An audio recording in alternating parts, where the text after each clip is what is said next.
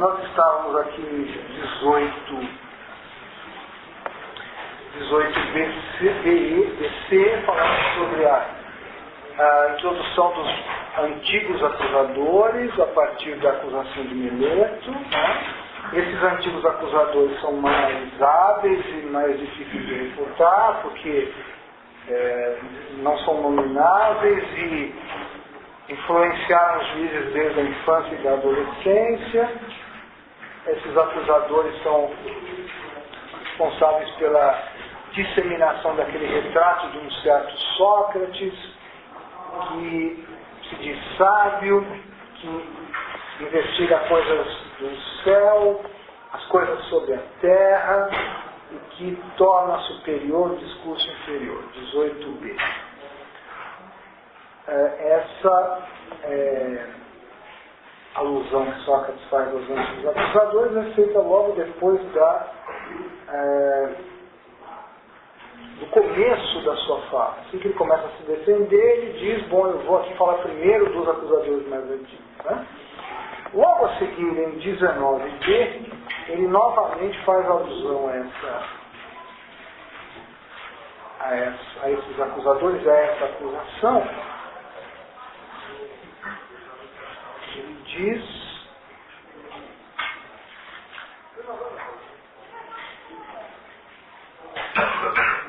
retomemos então do princípio qual é a acusação, com base na qual surgiu a calúnia. Aqui precisamente, dando crédito, Mileto fez esta denúncia contra mim. Pois bem, o que diziam os caluniadores ao me caluniarem? É preciso ler a declaração juramentada deles como se de acusadores de fato. Lembrando que a acusação de fato, a acusação formal, o texto escrito da acusação é o de Mileto. E os acusadores antigos não fizeram uma acusação formal no tribunal. Então Sócrates diz, mas se nós fôssemos considerá-los como acusadores de fato, nós poderíamos redigir a acusação, né, nos seguintes termos: Sócrates age mal, Sócrates é injusto. A tradução aqui diz, e faz mais do que deveria, vai além do que deveria, né, de maneira indiscreta, digamos assim, ao investigar as coisas sobre a terra e as coisas celestes, e ao tornar superior o discurso inferior. Porque aqui a formulação é a mesma que foi feita algumas linhas acima. E acrescenta-se, e ao ensinar a outros essas mesmas coisas. Aí entra um ponto importante, porque aí entra a justificativa da acusação da corrupção dos jovens, né? Então Sócrates, segundo o retrato dos acusadores antigos, ele não só é um investigador do céu e da terra, e isso daria margem então à acusação da negação dos deuses da cidade, como também ensinando a tornar superior o discurso inferior a outros, o efeito nocivo, a ideia da corrupção na juventude estaria justamente aí. Sócrates ensina os jovens a fazer isto, tomar um discurso fraco, injusto, e transformá-lo num discurso forte e justo. Isto é, para Platão, para diálogos de Platão, próximos da apologia e diálogos posteriores, a própria descrição da atividade do sofista. Nós não podemos dizer ao certo se Platão está aqui sendo justo ou não com os chamados sofistas, ao dizer que eles eram apenas professores de retórica. Ensinavam a arte de usar o discurso habilmente, de modo a tornar persuasivo um argumento que não é persuasivo. Mas essa é a maneira como Platão procede nos seus diálogos. Por isso, então, há necessidade de eximir Sócrates desse tipo de acusação, né? sequência dessa nova formulação da acusação nomeia diretamente Aristóteles. Sócrates então diz: é preciso ler a declaração juramentada deles como se de acusadores de fato, e aí ele então diz o que seria essa acusação. Sócrates age mal e faz mais do que deveria ao investigar as coisas sobre a terra e as celestes, e ao tornar superior o discurso inferior, e ao ensinar a outros essas mesmas coisas. É alguma coisa assim. Quer dizer, a acusação que vem lá de longe, se fosse formulada, redigida, seria algo assim. E ele acrescenta então: vocês mesmos já viram isso na comédia de Aristóteles. Um Sócrates lá, e aí então Sócrates estaria apontando para o alto, nós vamos ver por que isso, balançando, afirmando, a tradução aqui do André é uma tradução literal, afirmando aero-andar, afirmando andar no ar, né? E asneando muitas outras asneiras sobre as quais não entende coisa alguma, nem muito, nem pouco. Na comédia de Aristóteles, Sócrates aparece como um indivíduo que fica pendurado, balançando, olhando para o céu, porque acha que isso permitirá a ele entender melhor as coisas celestes. E dizendo um monte de coisas, diz Sócrates, uma porção de tolices que eu de fato nunca afirmei. Bom, vamos então brevemente ilustrar algumas dessas acusações na própria Comédia Nuvens, porque ali fica claro, em primeiro lugar, quem é esse Sócrates das Nuvens, este um certo Sócrates, e o que significam de fato essas acusações. A comédia As Nuvens de Aristóteles, como qualquer comédia, como qualquer tragédia, contém mimes. Nós não temos o segundo livro da Poética, para saber como é que Aristóteles teria teorizado a noção de mimes na comédia. Mas certamente ele julga que a comédia também é imitativa. E ao ser imitativa, ela está então condicionada ao mesmo tipo de exigência que caracteriza a tragédia. Ou seja, produzir discursos verossímeis, nos quais aquilo que é dito e feito por uma personagem tem que ser verossímil à luz daquela personagem. Mas há uma diferença que a comédia tem em relação à tragédia e que aproxima a comédia dos discursos socráticos, que é o fato de que ela lida com personagens reais. As nuvens tem lá Sócrates. As rãs tem lá Eurípides e Ésquilo. Vários personagens reais aparecem. O que dá ao tipo de verossimilhança da comédia uma característica próxima ao tipo de verossimilhança envolvido aqui. Mas não elimina o fato de que nós não poderíamos simplesmente tratar o Sócrates das Nuvens como uma mera ficção.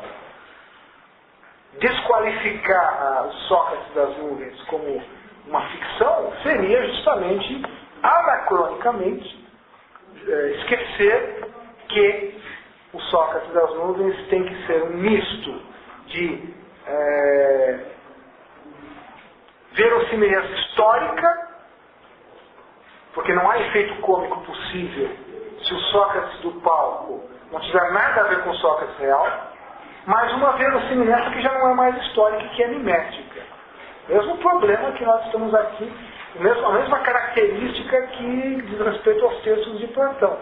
Nós nunca saberemos ao certo se o Sócrates das Nuvens, o quanto ele possui de historicamente fiel, mas com certeza ele deve estar baseado em aspectos do Sócrates real que permitissem aos espectadores rir de Sócrates. Mas não rir do Sócrates que está na peça, mas rir do Sócrates que está possivelmente assistindo a peça. E isso só é possível se houver verossimilhança. Então, nós não podemos tratar simplesmente as nuvens de Aristófanes como uma peça mentirosa, do ponto de vista de que ela historicamente é falsa. O que ela teria de mentirosa, e Sócrates a acusa de mentirosa, tem que ser entendido no nível da interpretação do que Sócrates faz. Né? Aristófanes certamente explora o fato de que Sócrates é visto na cidade como um indivíduo que ensina algo assim. Se ele não fosse visto na cidade como um indivíduo que ensina algo assim, a peça, a Comédia Nubis, não deveria explorar esse fato. Não é preciso que Sócrates realmente tenha feito isto para que haja efeito cômico. É preciso apenas que se apresente na peça algo verossímil, algo que o espectador seja capaz de identificar. Lembre-se que Aristóteles dizia numa passagem lá, que os homens são todos eles naturalmente apreciadores da imitação, porque gostam de dizer, isto é tal. Né? O espectador da comédia quer ver isso. Esse é Sócrates. Ao mesmo tempo em que é um Sócrates caricatural, cômico, ridículo, risível, ele é Sócrates. Então, este jogo de conciliação entre o que já não é mais Sócrates e o que parece ser Sócrates, que captura o espectador na verossimilhança, tem que estar sendo administrado na construção da personagem. Né? Então, nós encontramos nas nuvens, de fato, elementos, né, que poderiam ilustrar essa acusação antiga. Vejam, por exemplo, no começo da peça, as nuvens.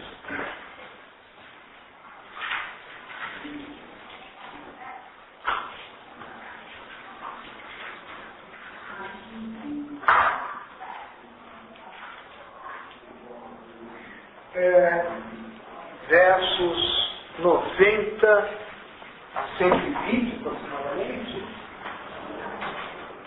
começo ainda da peça. A peça começa com um certo Stepsíades, que é uma ficção, um homem já de alguma idade, que tem um filho chamado Fidípides, que gosta de gastar o dinheiro do pai nos cavalos, e o pai está muito endividado, está devendo dinheiro para muita gente. E o Aristófanes aqui está já jogando de maneira cômica com uma verdadeira febre processual que caracterizava os atenienses.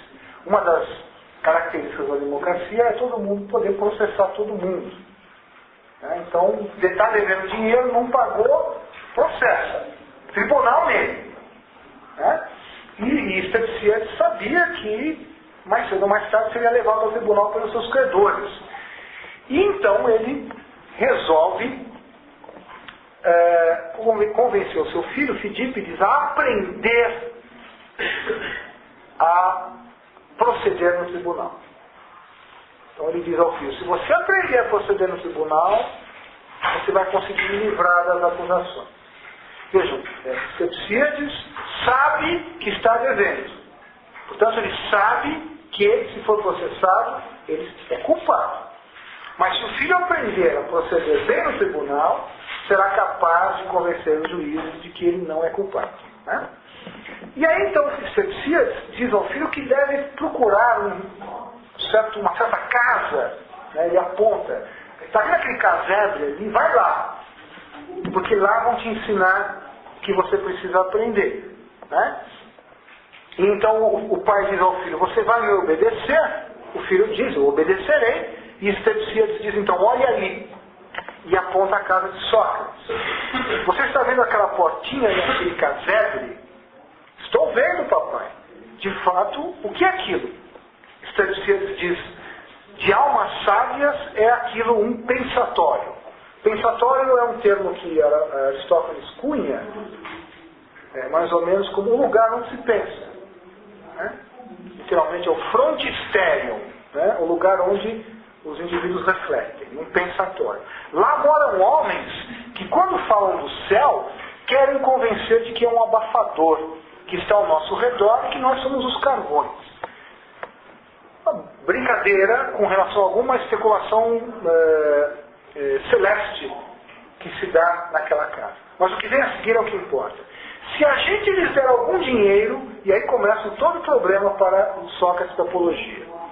Segundo Aristófanes, esse Sócrates que está lá naquela casa, se a gente der a ele algum dinheiro, eles ensinam a vencer com discursos nas causas justas e injustas.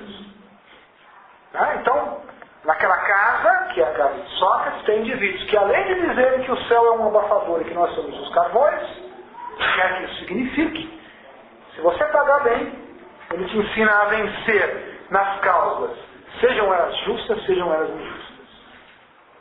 Isso está já dito na acusação. Ser capaz de vencer tanto nas causas justas quanto nas injustas é de ter uma habilidade que permita tornar um discurso que é inferior do ponto de vista da justiça como aparentemente superior. Ou seja, o velho Stepsiades é culpado, mas se o filho aprender a transformar a sua culpa em absolvição, ele se safará da condenação. Uma causa injusta, que é a causa do velho Stepsiades, será transformada numa causa justa, porque o filho aprenderá a usar o discurso de modo a fazer parecer que a causa injusta do pai é de fato uma causa justa. Bom, Fidípides então pergunta quem são eles, o pai diz, não sei ao certo o seu nome, são pensadores meditabundos, gente de bem. O jovem filho diz, já sei, uns coitados, você está falando desses charlatães pálidos e descalços, entre os quais o funesto Sócrates queima fonte. O Fidípides é um jovem que gosta de cavalos, que gosta então de equitação. Então essa coisa de pálidos e descalços significa falar de homens que são justamente o oposto dele. Não tomam sol, ficam dentro de casa, olhando para o céu, investigando os fenômenos celestes, fazendo discurso, interrogando, argumentando, né? Tudo o que contraria a sua própria visão de mundo. Né? O velho Stepsiades diz, silêncio, não diga tolices. Mas se você se preocupa um pouco com o pão de seu pai, por favor, renuncie à equitação e torne-se um deles. O filho se recusa, e o pai diz, então, eu imploro, vá aprender com eles. E então o jovem Fidípides pergunta, e o que é que eu irei aprender? O pai diz então, dizem que no meio deles, Sócrates, Queifonte, os seus discípulos, etc., os raciocínios são dois. O forte, seja ele qual for, isso é importante, o forte, seja ele qual for, e o fraco. Eles afirmam que o segundo raciocínio, isto é, o fraco, discursando, vence nas causas mais injustas. O Fidípides fala de um modo desajeitado, porque ele diz os raciocínios discursando, né? O raciocínio fraco discursando vence nas causas mais injustas. De fato, mais adiante na peça vão aparecer duas personagens, o raciocínio justo e o raciocínio injusto. E vai haver uma briga entre os dois. Né? Porque essa é a maneira pela qual os homens entendem esse procedimento. Há dois tipos de raciocínio, o forte e o fraco. O fraco é aquele que vence na causa injusta. Porque o raciocínio da causa injusta é, por definição, sendo injusto, fraco. Porque ele defende a causa injusta. E o raciocínio que defende a causa injusta é, por definição, forte. Porque defende a causa injusta. Só que eles ensinam o raciocínio fraco a vencer nas causas injustas. Eles fazem o discurso inferior tornar-se superior. Então, isso é uma maneira de fazer referência à retórica. Isso é uma maneira que Aristóteles tem, uma maneira jocosa e ao mesmo tempo coloquial, popular, já que a personagem aqui é um cidadão ateniense médio, o velho Stepsíades, de descrever o que faz a retórica. A retórica ensina a arte da persuasão, ensina a ser hábil no discurso, de modo a tornar um discurso que é naturalmente fraco, porque defenderia uma causa injusta, aparentemente forte, de modo que a causa injusta sobrepuje a causa justa. Não é?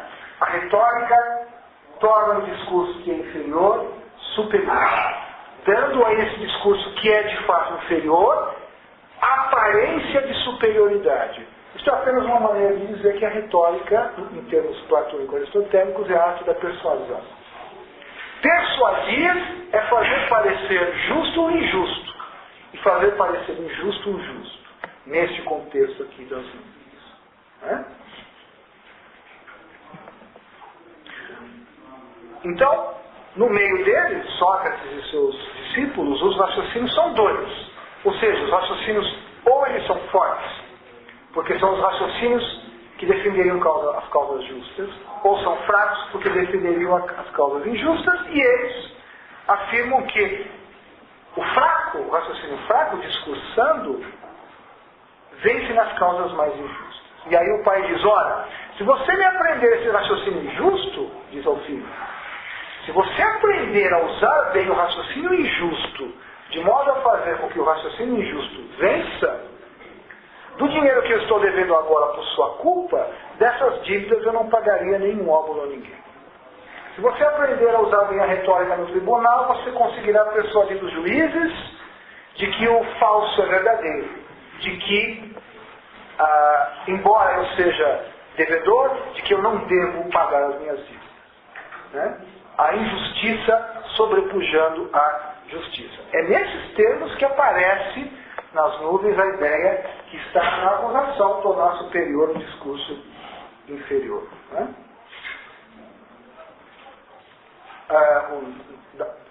Fidípides não vai aceitar, ele não tem nada a ver com isso, o negócio dele é montar os cavalos e correr. E o velho Stepsíades então vai, ele mesmo decidir, vou eu então aprender essa arte com Sócrates, só que Stepsíades é muito burro. Algumas das partes mais engraçadas da peça são as tentativas que Sócrates tem de ensinar Stepsíades. Stepsíades é um homem do campo. É um homem do campo que acumulou algum dinheiro, mas não tem formação, não tem cultura. Então ele não entende quase nada do que Sócrates pede a ele que faz. Sócrates pede a ele que estude alguns assuntos, ele não consegue compreender. É um diálogo de surdos. Né?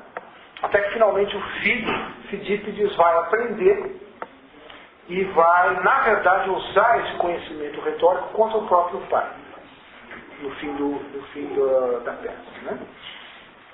Bem, então, esses versos 90 a 120 introduzem o que é o saber socrático aqui, que por enquanto é apresentado em termos muito lacônicos sobre essa investigação dos eventos naturais, mas é enfatizado nesse seu aspecto daquilo que se chamou depois de retórica. Né? Mais adiante, versos 150 e 170,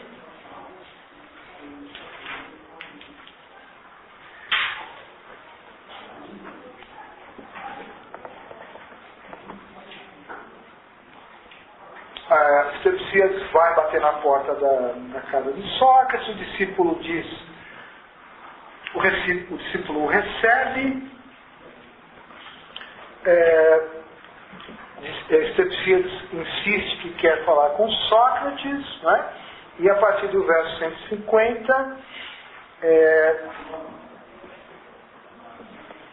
o discípulo começa a descrever certas investigações físicas que Sócrates fazia, isso é uma maneira depreciativa. Segundo o discípulo, Sócrates estava ontem interrogando Querefonte sobre uma pulga e perguntava-se quantas vezes uma pulga pode saltar o tamanho dos seus próprios pés. Porque ela mordeu a sobrancelha do Querefonte e pulou para a cabeça de Sócrates. Stepsíades pergunta, então como foi que Sócrates mediu a distância que a pulga é capaz de saltar? E o discípulo diz, com a maior habilidade. O discípulo está louvando o método socrático. Dissolveu cera, Depois tomou a pulga e mergulhou seus pés na cera. A seguir, quando a pulga esfriou, ficou com umas botinhas à moda pérsica. Quer dizer, a cera endurecendo nas patinhas da pulga, permitiu que quando a pulga saltasse, deixasse as marcas. E aí então mediram a distância que ela pulou. Ele descalçou-as e mediu a distância. Strepsíades então comenta: ó Zeus soberano, que sutileza de pensamento. E apresenta mais um exemplo sobre a questão saber por que parte do corpo os mosquitos cantam, se é pela boca ou pelo rabo. Isso não tem muita importância, mas a partir dos versos 170, o discípulo diz que Sócrates investigava os caminhos da Lua e suas evoluções. Né? Investigava os caminhos da Lua e suas evoluções, que sugere então aquilo que dizíamos na acusação, que Sócrates investigava as coisas celestes. E ele estava então de boca aberta de noite, olhando para cima, então uma lagartixa defecou na sua boca. A partir dos versos 215 e 235 é o momento em que Strepsíades conhece Sócrates.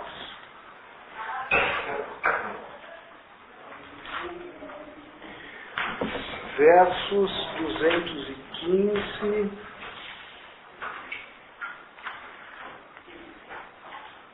e seguintes, 215 e 235. Depois que o discípulo descreveu essas várias investigações socráticas, o discípulo leva Sócrates até um recinto, e Strepsíades então olha para cima e vê um cesto dependurado. E diz: ora, vejam só, quem é esse homem dependurado num cesto lá em cima? Lembre-se que na acusação, Sócrates dizia lá nas nuvens, um certo Sócrates vivia balançando, andando no ar. Né? Quem é esse homem dependurado num cesto lá em cima? O discípulo responde: ele em pessoa, que é uma forma que também esse tipo de expressão já é extremamente polêmica para a apologia, porque é um tratamento dado a Sócrates que o Sócrates da apologia absolutamente não aceitaria. Ele em pessoa é uma referência a uma superioridade socrática que não é condizente com o Sócrates da apologia.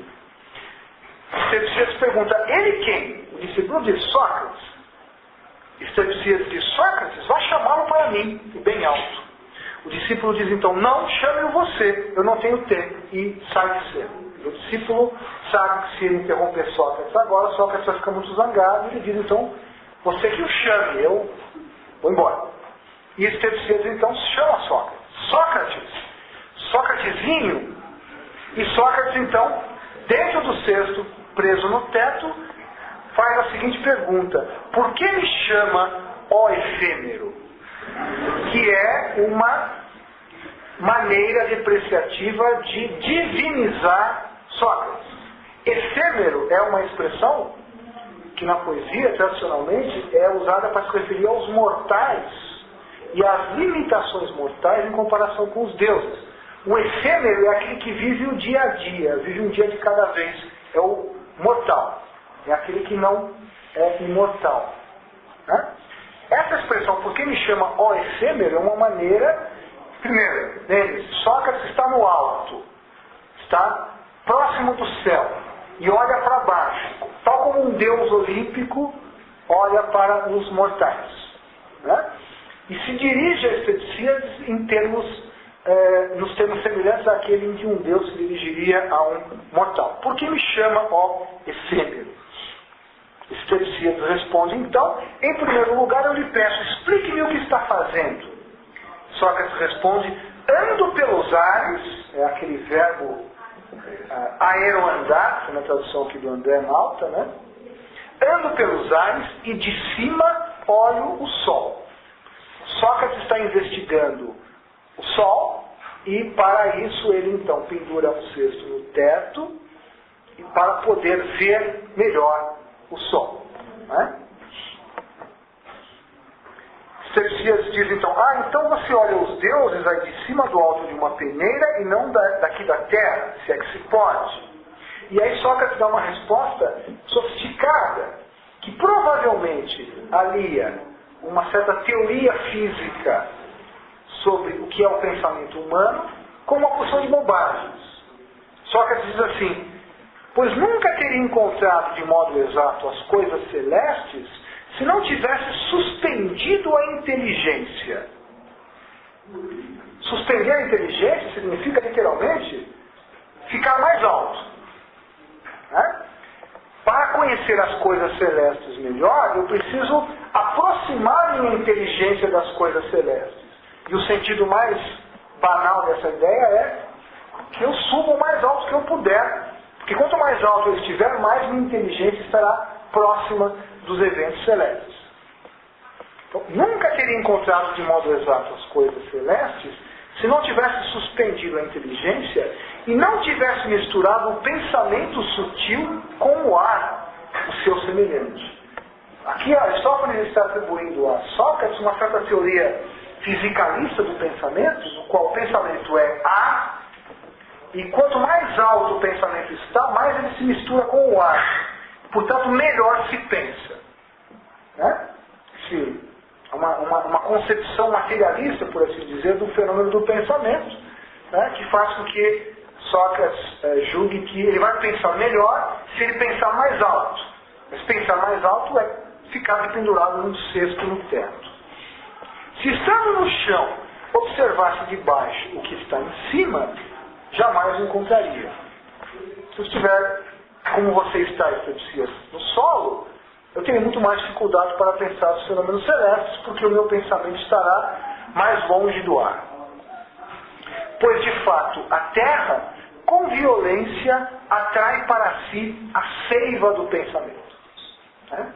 O pensamento é concebido como um evento que tem uma seiva, que tem um elemento material. Né? O elemento material característico do pensamento é o ar, portanto, pensa-se melhor quanto mais se está no ar. E pensa-se pior quanto mais se está próximo da Terra. Uma teoria bastante interessante, sofisticada. O problema é que ela termina com a frase, padece desse mesmo mal até o agrião. Que é justamente o que dá a nota ridícula dessa teoria fisicalista do pensamento que Sócrates acabou de elaborar. Né?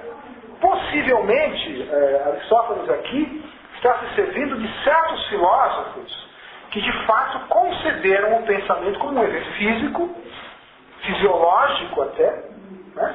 No qual há uma associação entre o pensamento enquanto um ato e o ato, que é etéreo, enquanto o pensamento também é etéreo. Nós não sabemos ao certo quem poderia ser, mas é provável que Aristófanes, conhecendo alguma teoria desse tipo, esteja se servindo dela para atribuir a Sócrates. Né?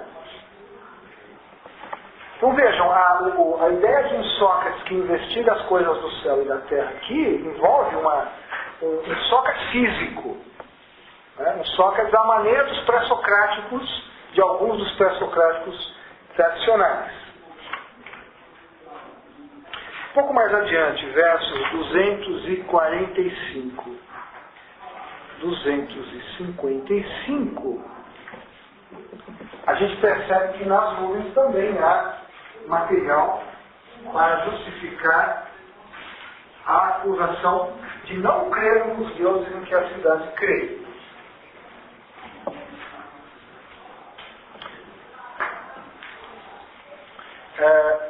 O velho Cepsias diz a Sócrates: o que você diz, o pensamento puxa a seiva para o agrião? Então venha, meu Sócratesinho, desça aqui para ensinar-me aquilo que vim procurar. Mas a que veio você? Sócrates diz, descendo. Cepsias responde: porque desejo aprender a falar. Desejo aprender a falar significa aprender a fazer isso aqui. Né? Com efeito, estou sendo saqueado, pilhado e penhorado nos meus bens por credores e juros muito cacetes. Sócrates pergunta: como você não percebeu que se endividava? O velho responde: foi uma doença de cavalos que me arruinou, terrível, devoradora. Mas ensine-me o outro dos seus dois raciocínios, aquele que não devolve nada. Vejam que Cepsias não sabe exatamente do que está falando. Ensine-me o outro dos dois raciocínios, aquele que não devolve nada. Ou seja, ensine-me o raciocínio que me permite não pagar nada para ninguém. Pelos deuses, juro pagar-lhe qualquer salário que você cobrar. Sócrates, então, já descendo do cesto e já na terra, quando o velho Estepsíades diz, pelos deuses, juro pagar-lhe qualquer salário que você cobrar, Sócrates diz, por quais deuses você pretende jurar? Para começar, em nosso meio, os deuses são moeda fora de circulação. É a alusão a esse possível ateísmo ou impiedade de Sócrates. E aí então o velho Estepsíades pergunta, como é que vocês juram? Acaso será por peças de ferro como em Bizâncio? Sócrates responde, você quer conhecer claramente as coisas divinas e exatamente o que elas são? Portanto, há coisas divinas. Sim, por Zeus, responde Estepsíades, se é possível. Sócrates diz então, você quer então travar a relação com as nuvens, as nossas divindades, para conversar com elas? Sim, demais, responde Estepsíades. A peça se chama Nuvens porque as divindades de Sócrates são as nuvens. As nuvens são as divindades que substituem Zeus e todos os deuses olímpicos tradicionais. As nuvens é mais ou menos 20 anos antes do julgamento. Um pouco mais que isso. 20 e tantos anos. Por que só naquele momento que ele é levado a julgamento, se as acusações eram uma língua franca de... Não, veja. O que motiva as acusações, isso é objeto de muita interpretação. O que exatamente fez com que Meleto formalmente redigisse a acusação e levasse ao tribunal, transformasse, portanto, a crítica em Sócrates numa acusação legal? Que uma coisa é a acusação legal, ela acontece em 399. Outra coisa é a existência na cidade, já desde há muito tempo, de um clima desfavorável à figura de Sócrates. Certamente o que está por trás da acusação envolve a existência de um clima inamistoso com relação a Sócrates. Por que isso acontece em 399? O que exatamente motiva a acusação é muito difícil saber. A acusação, o conteúdo da acusação está baseado certamente numa fama. É a palavra que Sócrates usa. Eu tenho uma fama na cidade, que é essa aqui. Por que essa fama naquele momento levou um certo indivíduo a fazer uma acusação legal? Isso é muito difícil de saber ao certo. O certo é, essa acusação não teria fortuna se não houvesse a fama de Sócrates. Por isso é que Sócrates não pode deixar, no começo da sua defesa, de reconhecer que, afinal de contas, a acusação dele vem dali. Sim, mas esse argumento que se pode trazer é o seguinte, que a acusação de impiedade e a corrupção dos jovens, nesse caso, já é bastante antiga. Tá certo? Então eu poderia dizer que ela é simplesmente uma desculpa para justificar algum outro tipo de... ela é simplesmente um gancho que os acusadores utilizam para... Bom, então, isso já é uma questão histórica para a qual nós não temos elementos. Mas é claro, o que eu quero dizer é o seguinte, se Sócrates não gozasse na cidade da reputação de que ele gozou, que tem essa face negativa, tem uma face positiva também,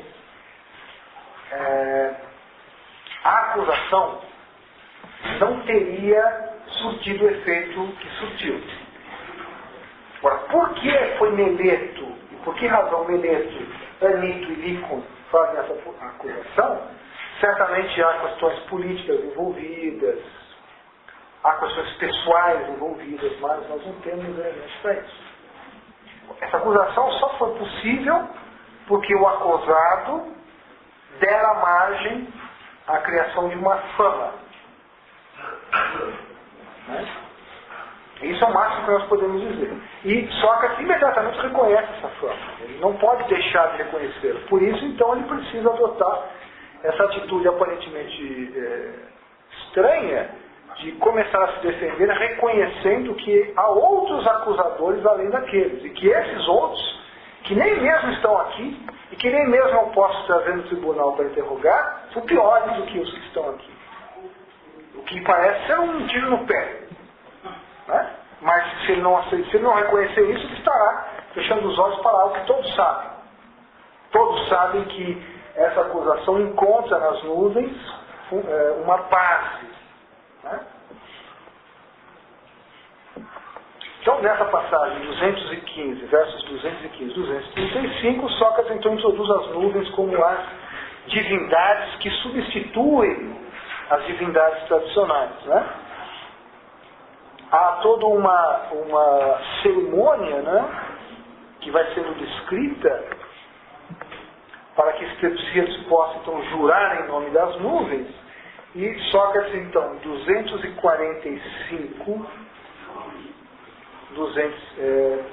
315, 320, que é justamente o trecho que encerra a fala do coro.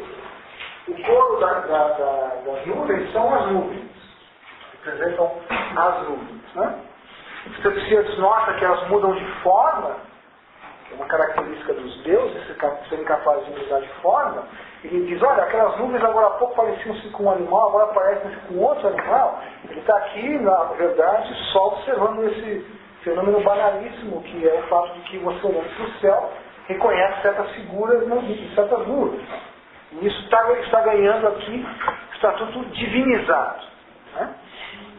Nessa passagem de 315 e 320, após o coro, as nuvens falaram, Strepsíades diz, por Zeus, Sócrates. Strepsíades é um homem já um pouco velho e muito habituado a expressões do tipo por Zeus, que é uma expressão banalíssima entre os gregos. Então, mesmo agora, ele jurando em favor das nuvens, ele diz por Zeus, Sócrates.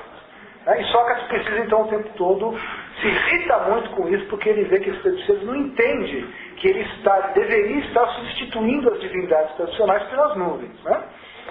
Por Zeus, Sócrates, eu lhe peço, diga-me, quem são essas que proferiram esse canto venerável? Serão por acaso alguma assombração? Sócrates responde, de modo algum. São as nuvens celestes, deusas grandiosas dos homens ociosos. Os homens ociosos são os filósofos. Há uma associação entre o filósofo e o indivíduo que tem ócio, que é um valor positivo. Né? São elas que nos proporcionam pensamento, argumentação e entendimento, narrativas mirabolantes e circunlóquios, e a arte de impressionar e de fascinar. Sócrates aqui remeteu às nuvens toda a capacidade dos homens de pensar, argumentar, compreender e ser capazes de narrativas impressionantes e fascinantes. E as nuvens não são apenas divindades físicas, elas são divindades que proporcionam ao homem sua capacidade intelectual. Parece mesmo que Sócrates quer dizer, se nós somos capazes de ensinar a tornar superior o discurso inferior, isso se deve a uma dádiva que nos é conferida pelas nuvens, pelas divindades nuvens, já que elas nos proporcionam o pensamento, a argumentação e o entendimento. Né? E Strepsíades diz então, então é por isso que depois de ouvir o seu canto, minha alma esvoaça. Já procura falar com sutileza e divaga na fumaça, esbarrando uma sentencinha numa sentencinha para refutar com outro argumento. Ele já está começando a ficar contaminado, está sentindo já os efeitos benéficos da presença das nuvens. Como se ele já estivesse ficando mais inteligente. Né?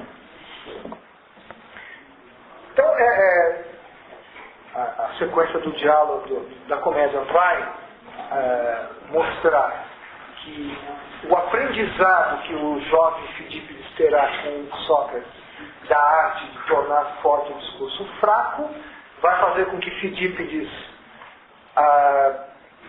convença de que ele tem o direito de bater no próprio pai, pelo uso do discurso fraco, tornando o discurso fraco forte. vai ser a ocasião, então, para a entrada em cena de duas novas personagens, que são o discurso forte e o discurso fraco, que brigam o tempo todo, evidentemente. A vitória do discurso fraco, claro, sobre o discurso forte. O discurso forte é muito mal-humorado, e o discurso fraco é muito cínico, né? E, no fim, como o ensinamento de Sócrates fez com que o tiro saísse pela culatra, porque Fidípides, o filho, em vez de aprender a defender o pai no tribunal, usou seus argumentos para poder bater no próprio pai, o pai, em vingança, põe fogo no casebre de Sócrates, e a comédia termina com o incêndio do casebre de Sócrates e de seus discípulos, né? Esses breves trechos que eu comentei aqui mostram, então, como era profundo, provavelmente, na mentalidade do cidadão ateniense médio, e de muitos dos juízes, dos 501 juízes do processo, a imagem desse Sócrates. E a imagem desse Sócrates configura, pelo menos em parte, a imagem do Sócrates real para esses juízes. O Sócrates das nuvens, ele é imitação do Sócrates real, mas tem o efeito, entre aspas, educativo de construir o Sócrates real para a sua audiência, para os seus espectadores. Então, quando Sócrates começa a se defender, dirigindo-se a esses acusadores antigos, é porque ele sabe muito bem que ele tem que, em primeiro lugar, associar a acusação de Mileto a essas acusações antigas, e, em segundo lugar, desqualificar essas acusações antigas. Ora, repito, o fundamental dessas acusações antigas, que vai mover a defesa de Sócrates e boa parte dos diálogos que nós vamos ler, está na atribuição a Sócrates da atividade de ensinar a retórica.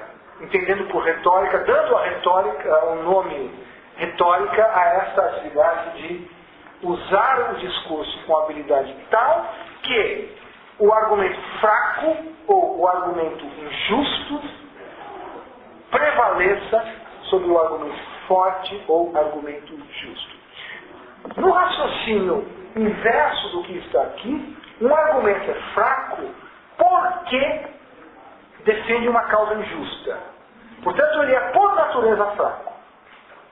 E o raciocínio, o argumento forte, é forte porque defende uma causa justa. Portanto, ele é por natureza forte. A ideia de que podemos aprender a tornar forte o argumento fraco envolve uma separação entre a capacidade argumentativa e o teor de justiça ou injustiça do argumento. A justiça ou injustiça do argumento não é mais a causa da força ou fraqueza do argumento, mas é um produto da capacidade argumentativa forte ou fraca. Essa inversão, digamos assim, é justamente o que Sócrates tentará estabelecer. Sócrates tentará estabelecer que, de alguma forma, isso Platão também fará, a justiça ou injustiça de um argumento não depende da habilidade discursiva, retórico-argumentativa daquele que emprega o argumento. Mas tem que haver uma justiça e uma injustiça que dão a esses argumentos força ou fraqueza. O que está em jogo, em outras palavras aqui, é se é possível estabelecer uma moralidade para além do aspecto técnico da argumentação. A retórica é a arte de fazer parecer justo o injusto e vice-versa. E para isso é preciso defender uma concepção da argumentação que é autônoma em relação ao valor moral dessa argumentação e que é capaz, pela sua habilidade, de injetar, por assim dizer, aparência de moralidade nesse ou naquele argumento. No tribunal, na assembleia, um argumento não é justo a priori. Ele é justo se parecer justo àqueles que o ouvem. Parecer justo não significa necessariamente ser justo. Nessa breve expressão, tornar superior o discurso inferior, tal como ela é comentada nas nuvens, está em jogo no final do dia, é a possibilidade de haver uma verdade fixa que não é alterada pelo poder da argumentação. O que está em jogo é, no fundo, aqui, a ideia de que pode haver uma verdade e uma falsidade que são plenamente discerníveis e que não dependem de uma aparência que é aumentada ou diminuída de acordo com a capacidade, de acordo com a habilidade daquele que profere o discurso. Tem muita coisa em jogo com essa expressão tornar superior o discurso inferior. Quando Sócrates pretende se eximir dessa acusação de tornar superior o discurso inferior, é toda uma concepção de verdade ou falsidade que está se tentando preservar. Uma concepção forte da distinção entre verdade e falsidade, que não seria forte do ponto de vista da retórica. Porque a verdade ou a falsidade é aquilo que eu sou capaz de fazer parecer verdadeiro ou falso. Tem muito em jogo nessa acusação. De maneira um pouco forte, mas não falsa, poderiam dizer que todos os diálogos de Platão, os diálogos mais importantes que Platão vai escrever, bem mais tarde, como República, Fédon, que vão elaborar uma certa doutrina, formas da alma, são uma teoria metafísica que está tentando preservar essa distinção forte entre verdade e falsidade e desqualificar de uma vez uma concepção retórica do uso da linguagem. Bem, não vou entrar agora no novo tema. Na próxima semana eu vou continuar falando sobre apologia. E um fenômeno que nós vimos agora aqui nesse início da defesa de Sócrates, que é um fenômeno curioso, esse da ampliação dos acusadores, que parece que Sócrates não tem como evitar, de certa forma, não deixa de ser um procedimento curioso no tribunal.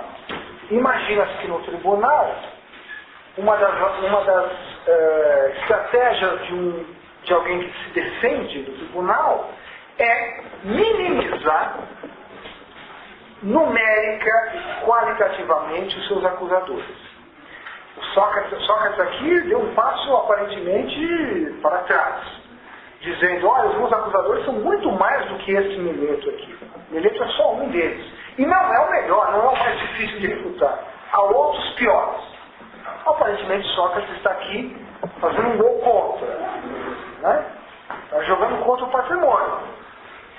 Isso foi um tema interessante que eu vou tentar abordar na semana que vem, que é esse de entender em que momentos da apologia nós encontramos procedimentos peculiares e que não seriam procedimentos típicos de um tribunal. Isso é importante porque certamente um dos grandes desafios da apologia de Sócrates e Platão, na medida em que a apologia de Sócrates, que Platão escreve, é uma defesa de Sócrates contra conclusões como esta, é estabelecer o que é e quem é Sócrates.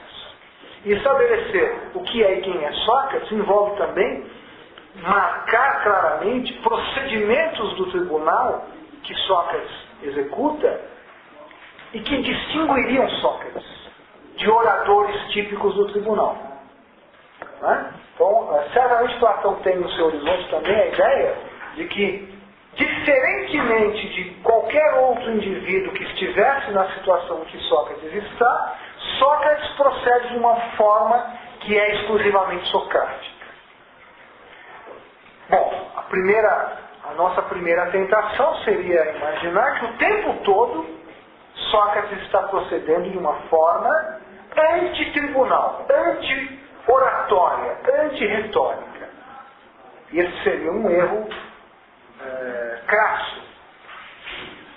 Há várias afirmações que Sócrates faz, a começar no proêmio, como nós vamos ver semana que vem, em que Sócrates vai fazer afirmações que aparentemente deveriam nos levar a dizer, então aqui Sócrates é absolutamente diferente de qualquer outro orador possível, quando na verdade, ao fazer isso, Sócrates está fazendo exatamente como faria qualquer orador.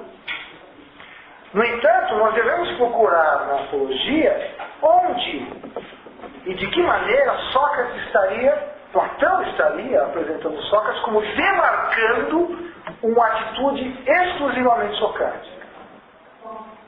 Então, na próxima aula eu vou falar um pouco sobre esses tópicos, há alguns tópicos, há alguns pontos na defesa de Sócrates para de si próprio, que poderiam talvez nos ajudar a entender o que é esse socratismo que os diálogos posteriores vão exercitar. Mais alguma questão? Primeiro as damas.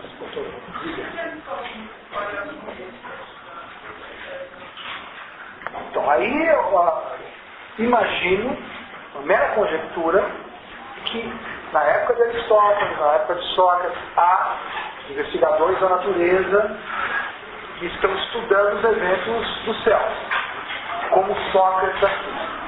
E que isso levou então Aristóteles para fazer a paródia desses indivíduos a eleger, para poder levantar o tema da impiedade, eleger um fenômeno natural.